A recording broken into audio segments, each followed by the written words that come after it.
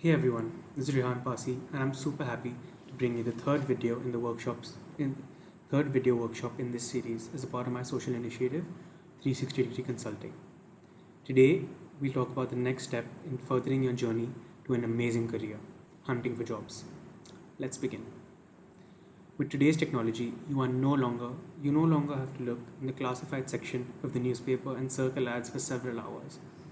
Employers have other places to look, and people have designed more creative means to learn about openings. So, what are some ways that you can find out about other open positions? Networking. The advantage of networking with other professionals is getting to hear about job openings that aren't published, making connections with appropriate people in the organizations that do the work that interests you can help you get a foot in the door. Even if they do not know of any openings, they may know someone else who does. The best part about networking, it can be easily done in the digital age through social media such as LinkedIn, Twitter, and Facebook. Referrals. Having someone refer to you a job or invite you to apply can help you to not have to seek a job on your own. Additionally, the person who refers you may also receive a bonus if you're successful with the application. So, if you know anybody who works at a company you're interested in, reach out to them. Let them know that you're looking for work and they might just be able to help you. Number 3, company websites. If you already have options in mind for companies that you would like to work at, find their website online and look for the career section. Most companies post job openings in this section. In case there are no openings listed, find their contact information and reach out. Ask them about any opportunities or openings they might have. Career websites. Another advantage of the digital age is the presence of several online platforms made for the express purpose of helping people find jobs. Career portals like careerbuilder.com and monster.com are examples of this. Think of them as the Google of job search engines. You can use them to look for specific openings based on criteria you set and narrow your search to. Social media. Most firms also have their own social media accounts.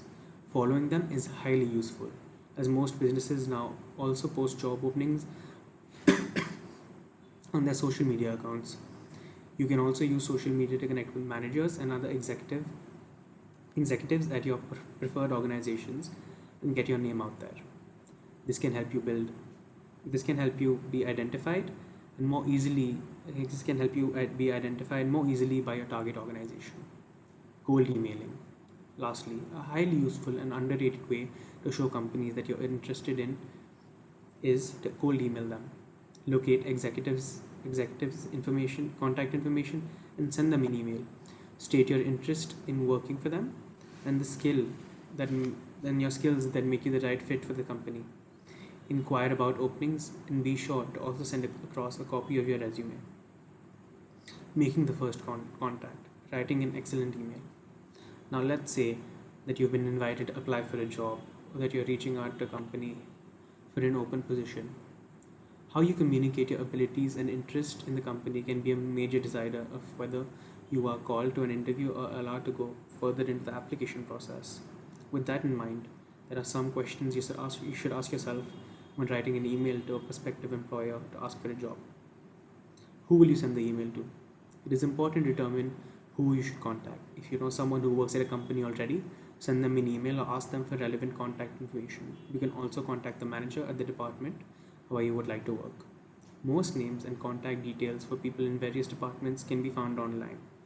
You may also reach out to an HR representative if you do not receive a response from people in other positions at the company. Have you done your research? Make sure to do some research online to find out more about the person you are emailing, such as their previous work experience and their educational history. This can help you find something you have in common with them, which can be useful to add in your email and assist you in establishing a professional relationship. Have you introduced yourself?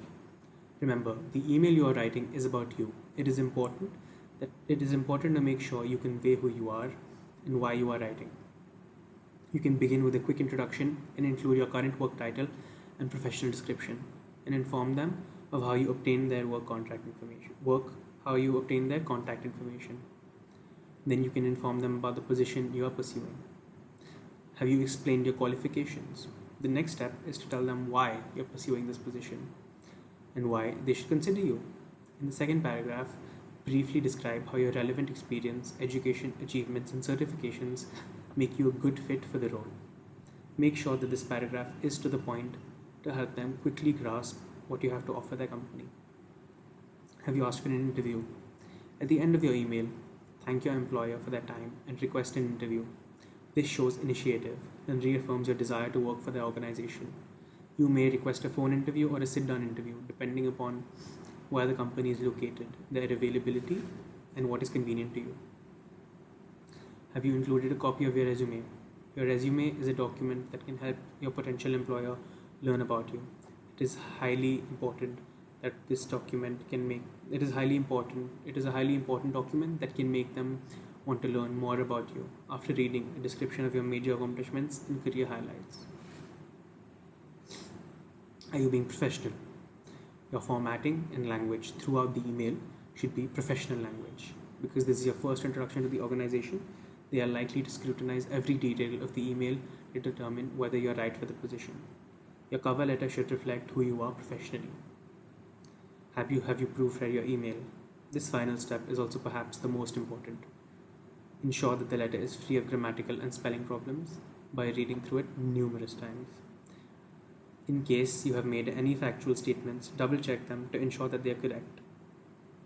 Make sure that all the information you are submitting about yourself and your background is accurate and true. And with that, my friends, we come to an end of yet another very productive tutorial on hunting for jobs and reaching out to prospective employers. I hope you learned a lot, and I hope that these tips help you in your professional career. Until I see you next, good luck.